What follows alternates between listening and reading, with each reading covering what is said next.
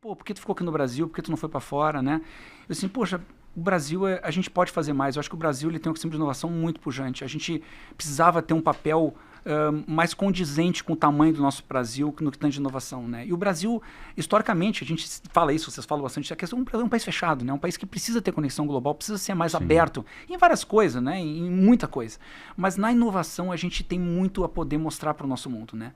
Então isso sempre me intrigava, como assim, pô, como é que o Brasil não tem um grande evento de inovação? Como é que isso não acontece, né?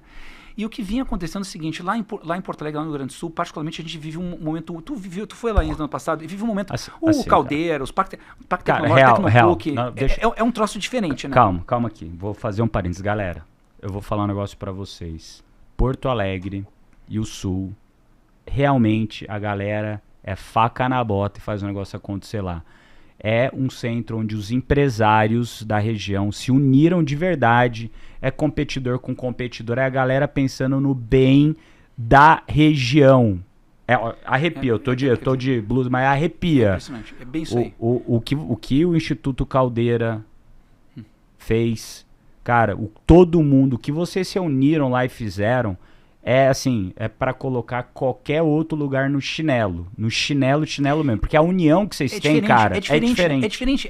É diferente real. É um diferente. Isso que é legal de conhecer. E só quem vai lá e vive que entende. Eu não entendia. O Marciano, ó, um beijo, você tá devendo vir aqui, você vai falar pra ele vir aqui, que ele só foge.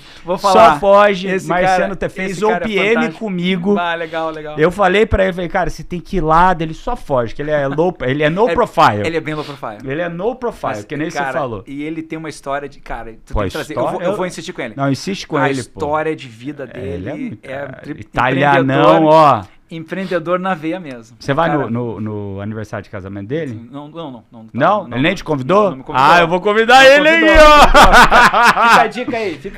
Corta essa parte aqui, ó. Mas, pô, ele é sensacional e o que ele fez, não só ele, mas, cara, isso que eu achei mais legal. O Instituto Caldeira, no fim do dia, veio de uma injeção de dinheiro dele no negócio, que ele trouxe vários outros patrocinadores e ele nem quer colocar o nome dele lá, cara. Impressionante. É impressionante o que vocês fazem juntos. A gente tem uma coisa que é impressionante. Assim, ó, impressionante. Se tem uma coisa que rima com inovação é colaboração. E isso a gente consegue de verdadeiramente. E as pessoas precisam ir lá. E quando eu falo pro pessoal ir no Salve Summit Brasil, é porque vocês precisam ir lá para conhecer, para ver que é um espírito diferente, de colaboração único. Isso vem de pessoas como, por exemplo, o Jorge Aldi, que você deve ter conhecido quando esteve ali no Caldeira, que é o professor. Ele é um cara que ele é o grande arquiteto do ecossistema de inovação gaúcho. Ele é um cara de reconhecimento nacional e internacional, está na Associação Mundial de Parques Tecnológicos, foi o cara que montou o Tecnopuc, e ele foi um cara que ajudou a montar o processo da base do Caldeira também, né? Então, que era um processo de fazer o quê? De poder estruturar para a gente poder unir esses esforços. E a gente criou uma coisa chamada Pacto Alegre. Porque a gente acabou se inspirando Pacto Alegre. Pacto Alegre, que era um pacto que unia governos, universidades, empresas, startups, institutos, que todo mundo unido e apoiado por um consultor, que é o José Piquet, que é o cara que tinha montado a Arroba 22 lá em Barcelona. Então a gente se inspirou em algumas iniciativas de disruptura, onde houve uma articulação da Tríplice Hélice, ou quádruplo hélice, de acordo com a abordagem que tu queira fazer, dessa união entre que tu só faz inovação se tu consegue todo mundo estiver junto. O governo estiver junto, a empresa estiver junto, a universidade estiver junto, que nem as entidades locais. O Stanford Research Institute lá em Stanford, é a mesma coisa. O que aconteceu com o Stanford, o governo e startups ali no Silicon Valley, o berço do Silicon Valley foi aquela união. Então, quer dizer, foi 46 que começou isso aí, né, cara? Não é por nada que os caras chegaram. Mas assim... que loucura, né, loucura, cara? Né? Então, a gente teve muita dessa inspiração e a gente conseguiu. Então, verdadeiramente, o governo municipal se articula com o governo estadual, a gente consegue uma boa ponte com o governo federal, independente, e não tem uma guerra política aqui. Juro, de verdade, são partidos opostos que no tema inovação a gente consegue colaboração. Então, isso foi uma coisa muito bacana. E eu fazendo parte desse ecossistema, disse, como é que eu posso colaborar com isso? Como é que eu posso ajudar? Eu quero fazer um give back nesse processo, né? Então, eu tinha uma excelente relação com o governo do estado, e aí, sabendo dessa loucura e dessa vontade, ele foi provocado por várias pessoas, pelo Jorge Aldi, por mim, pelo Dardo Loreia, que é um cara fantástico também. E o Loreia foi um cara que cutucou muito, vamos fazer uns... E a gente tinha esse sonho no Pacto Alegre de trazer um grande evento de inovação para Porto Alegre. Existia esse sonho grande nosso, né? E o governador comprou esse sonho. Disse, não, eu como governo, eu apoio esse sonho, só que eu não consigo com o governo fazer esse sonho. E eu acabei me ajudando, eu acabei montando um time e a gente foi analisar grandes eventos mundiais para a gente poder trazer para o Brasil, né? E a gente acabou falando com o South by, com o Web Summit, com o Mobile Conference, com o South Summit, falamos com vários eventos. Só que quando a gente conheceu o South Summit, foi amor à primeira vista, porque quando a gente falou nossa ideia, nosso pitch, a Maria, que é a fundadora, que tu tem que conhecer, que é uma pessoa incrível, uma pessoa fantástica, ela tem uma admiração enorme pela. Ela criou o South Summit lá em Madrid, o nome South é por causa do sul da Espanha. Perfeito. Sul da Europa, desculpa. Sim. O sul da Europa, então estava vendo aquela crise. E ela disse: olha, é pela inovação que eu vou conseguir gerar emprego para os jovens. Os jovens com 40% de desemprego ali em 2010, 2011, muito complicado. E ela se motivou, mobilizou universidade, governo, tudo, e conseguiu criar o South Summit. Então, quando a gente falou, eu disse: pô, o pitch de vocês é o nosso. E ela falou do pitch dela. Então, foi uma conexão muito bacana. E daí o governo do estado, nosso, o ecossistema, todo mundo abraçou a causa. E verdadeiramente eu me sinto super honrado de ser uma pessoa que ajudou a poder criar esse processo junto com tantos outros, de verdade, não é corinho da Páscoa com Papai Noel, de verdade é algo feito a muitas mãos, Pedro Valério do Instituto Caldeira, o Marciano, o trabalho feito, os parques tecnológicos, a prefeitura, o Melo, o governador Leite é um cara excepcional, cara, um cara que eu tenho uma admiração porque ele tem uma cabeça diferente, sabe, ele tem uma visão de mundo diferente, é um cara que tem uma visão de crescimento pela inovação, de crescimento pela educação, então isso permitiu a gente poder ter um espaço para a gente poder construir algo muito legal. Então o governo é correalizador. O South Summit vem com todo esse propósito de fundação, então, quer dizer, um coração pulsando, então pega propósito, com o ambiente que a gente tem, e a gente com governos apoiando também, tem tudo para dar certo. Tem todos os elementos para dar certo. Como é que foi esse ano lá? Que vocês fizeram agora na... Foi um ano que a nossa tagline é Beyond the Resilience, né? É um evento internacionalizado do Brasil, quer dizer, não é um evento... toda a nossa programação oficialmente é em inglês, né? A gente tem tradução simultânea, inglês, português e espanhol, em vários stages, né? A gente teve mais de 23.500 pessoas, de novo, dentro do evento. São 3 dias de evento. São 3 dias de evento, 62 países, pessoas de 62 países presenciais lá. Que legal. A competição de startups prévia foram mais de 2.000 startups de 81 países. É um troço impressionante. Cara. A gente teve 800 speakers, sendo 140 speakers internacionais. 140 speakers internacionais do evento. Então, um evento com uma presença. Isso também é uma força que o próprio South Summit consegue te trazer, porque eles conseguem essa abertura para trazer a galera com essa marca deles, né? Se você fosse falar o Summit do Sul, dificilmente você conseguiria trazer essa galera. E eles são as equipes trabalham muito junto. Então, legal. O nosso time aqui do Brasil com o time da Espanha, a gente brinca que é o super team, né? Então, é um time realmente com muita união, com muito carinho, porque, de novo, como a gente faz com propósito, e tu percebe isso, e esse ano foi muito especial para nós, porque foi depois da enchente. E a gente faz o que a gente faz lá no Cais do Porto, né? Então, a gente reforma os armazéns. Então, a gente tem 4 armazéns reformados, que esses armazéns voltam para a sociedade, se fazem outros eventos depois ali. Então, quer dizer, é uma coisa que a gente renova, né? E a gente teve que reformar de novo, né? Porque foram destruídos com a enchente. Então, destruíram as portas, né? Foram destruídas as infraestruturas que a gente tinha, o piso. E a gente reformou esses eventos. E a tagline desse ano foi Beyond the Resilience, né? Pegando além da resiliência. Né? E pegando as coisas do empreendedor, mas trazendo para a questão climática também, pelo enfrentamento que a gente teve com a questão climática, né? E teve toda uma programação relacionada com isso. E, claro, temas que são muito importantes no momento, como a própria inteligência artificial, né? Trazendo muito case e tal.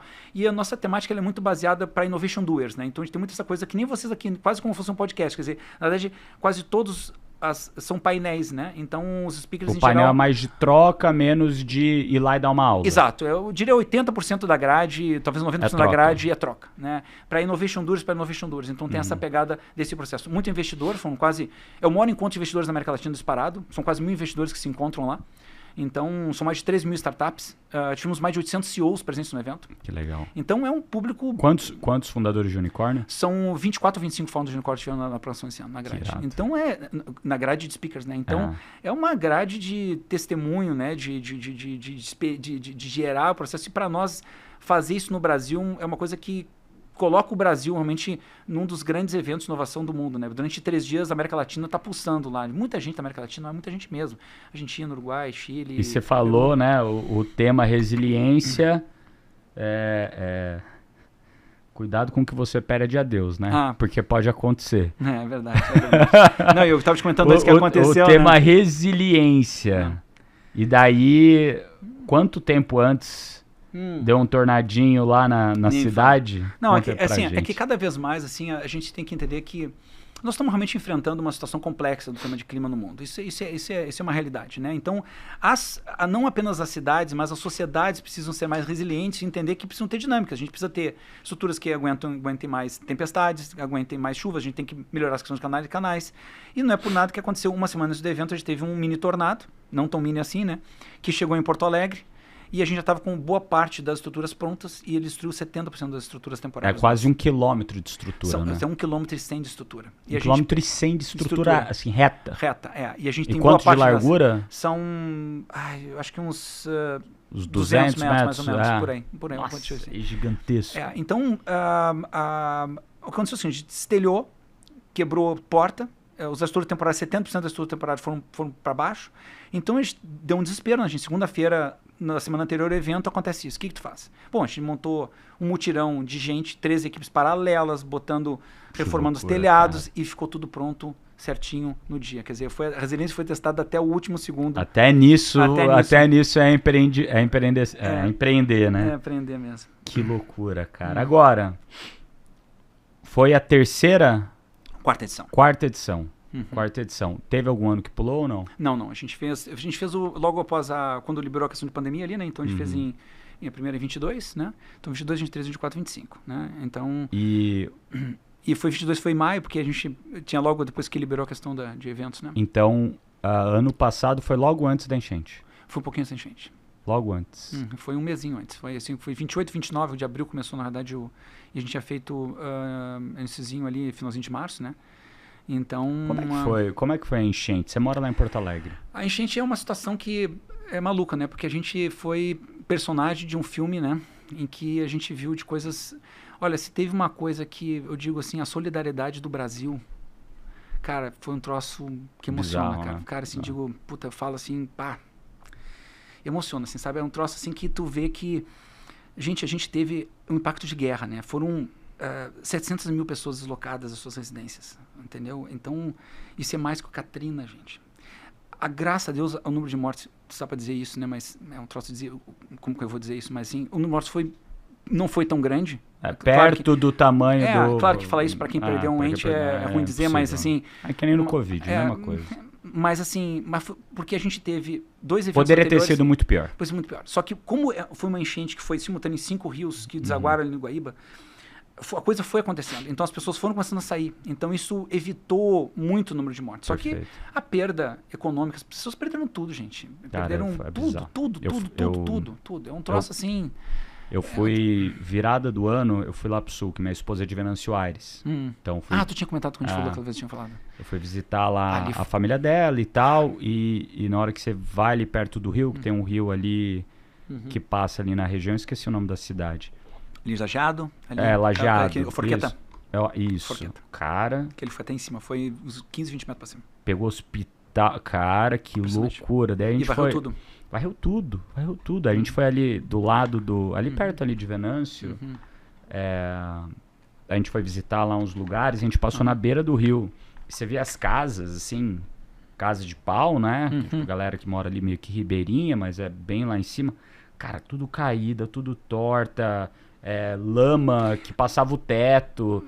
Cara, uns negócios assim que você fala, meu Deus. E tem uma mancha econômica importante céu, também. Cara. A mancha econômica, o pessoal fala em torno de 2 milhões de pessoas, 2,3 milhões de pessoas afetadas com mancha econômica. A análise feita pelo BID, não mancha econômica. Mancha econômica é as pessoas impactadas de alguma maneira. Tipo assim, uma coisa é perder a pessoa perder a casa, outra coisa é perder o emprego. Então, às vezes a pessoa perde o emprego porque a fábrica, né? Pega Porto Alegre, por exemplo, Porto Alegre, a gente tinha 25% da área total de Porto Alegre alagada, só que 40% do PIB ficou debaixo d'água de Porto Alegre. Teve as cidades que foi 80%, 90% da cidade do PIB, como Eldorado. Entendeu? Então às vezes a mancha econômica é maior do que às vezes a própria mancha... E é um negócio que não volta mais, porque... Mas tu sabe que a resiliência... Diz que o povo às vezes precisa passar por uma coisa mais forte, assim, para poder... às vezes quando o povo passa por uma coisa mais forte, o povo se reergue. Eu vou te dizer de verdade, assim, não é... A resiliência do povo gaúcho... É algo... Sem falar como barrista, porque o gaúcho é barrista, né? Mas de verdade eu acho que teve uma união tão grande, tão bacana, e que eu acho que tem muita gente ainda que não se reergueu, mas eu acho que o astral que se vive hoje é um astral de resiliência, de sociedade resiliente. De união. União. Entendeu? Fazemos parte disso, eu digo assim, que a resiliência que gera esperança, a esperança vai gerar, entendeu? Vai gerar essa mudança e a consolidação da sociedade resiliente, entendeu? Então, a gente viveu o desespero. O desespero nos provocou uma resiliência. Essa resiliência nos gerou esperança e a gente está vivendo um outro momento agora. Então, acho que a gente está numa fase de resiliência. E entendendo que, cara, eu tenho que estar preparado para um outro, porque não é se a questão é quando. Então, mas essa é a outra pergunta, porque assim, o rio assoreou, né? O leito do rio subiu. Isso quer dizer que chuvas menores... Tem áreas ali no Guaíba ali que era 30, 40 metros, que agora está em 6, 10 metros, entendeu? Então, de profundidade. Entendeu? Mas a cidade está pronta hoje? Se dá uma chuva lá, você tem comporta... coisas sim, outras ainda não. Porque eu lembro que eu falei lá com o Pedro, até do Instituto Caldeira, ele comentou, ele falou, cara, assim, hoje a gente está ainda meio à mercê. E tudo bem, isso foi em setembro do ano passado. Não, já aconteceu bastante coisa. Já passou bastante água, sim, né, debaixo desse rio. O problema é que não basta só a prefeitura fazer a parte dela de Porto Alegre, por exemplo, porque aquilo está dentro de uma bacia hidrográfica. E isso impacta que não adianta tu resolver a tua parte se o restante estiver aberto. Não adianta, é que, tipo assim, vai vir por trás, entendeu? Entendi, então, vai vir por outro lado. Se sobe ali, ele vai dar a volta. Que foi um pouco do que aconteceu em Porto Alegre, em parte, no aeroporto, foi em função disso, em parte disso. Então, quer dizer, então, é muito complexo. Isso precisa de um trabalho multibilionário, entendeu? Um investimento não só de desassoreamento, mas de reconstrução, que está sendo feito pelo governo estadual. Tem um plano Rio Grande muito bem estruturado, um plano que tem um documento com um comitê científico, né? E ele está em... Só que vai levar anos. Vai levar um bom tempo, mas ele está em curso. Entendi. Né? Então, eu acredito verdadeiramente assim que o Estado está num momento muito positivo nesse momento. E se tu olha, as pessoas vão para lá e dizem, pô, mas onde é que foi a enchente aqui? Claro, tem muitas pessoas que ainda não recuperaram, mas a cidade está limpa, os gramados estão bonitos, a orla está lá, a gente fez um Sol Summit ali, entendeu? Onde aconteceu. Onde aconteceu, né? Então, eu acho que isso fala muito do momento que a gente está vivendo como sociedade hoje, como sociedade resiliente, que foi um pouco do tema, né?